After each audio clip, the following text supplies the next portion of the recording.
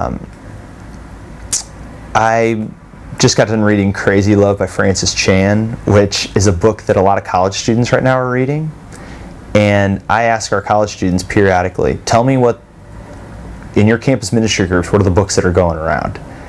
And they said, Crazy Love, Francis Chan. Francis Chan's probably different theologically than most of the people that might be in this class, but picked up his book. I want to know what's hot right now amongst college students. So I just got done reading Crazy Love by Francis Chan. Great book. And so that's just a little sampling of what I've been reading lately. And what about your personal spiritual disciplines? Well, my ongoing challenge is to restructure my time as the church grows. So, and that's a hard discipline because it means having to say no. I don't think a lot of pastors realize that really I think the success of your ministry when it comes to your personal spirituality, your family, is having the discernment to know what to, when to say no and how to do it. I work a lot. I pray daily. I read scripture, not on the topic that I'm preaching on. That's really an important distinction. So I have devotional reading, and then I have sermon reading.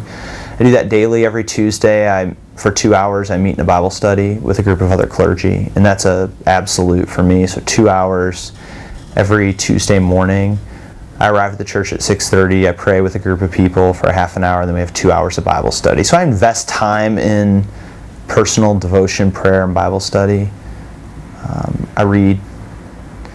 And then I make sure I talk to new people in our church. It's a discipline for me I want to hear what the church is like for people who are brand new. And I think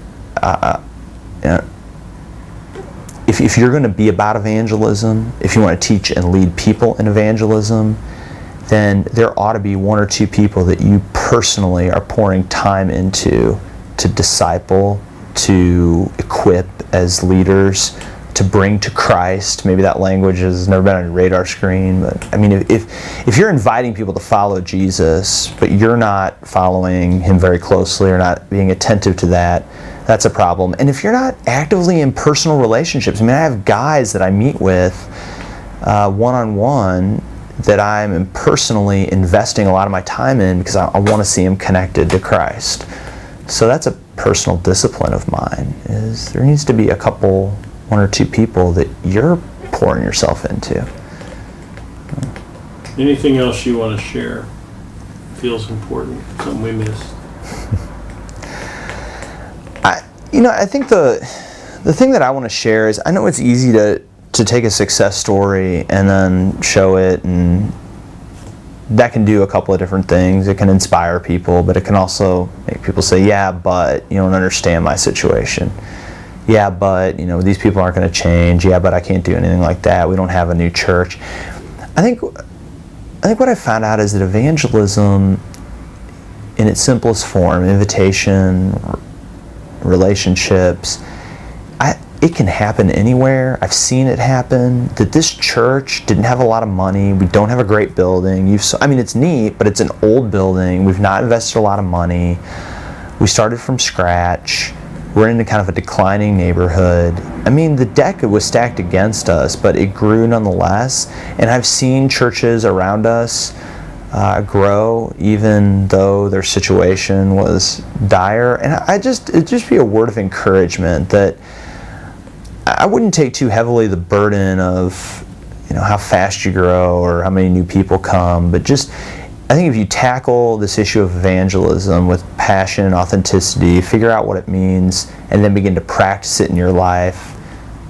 If you have 100 people in your church and 90 of them are naysayers, find 2, 3, 4 people that are like you, equip them, teach them, and let them begin to practice it in their life. Start small and spread out. But just a word of encouragement that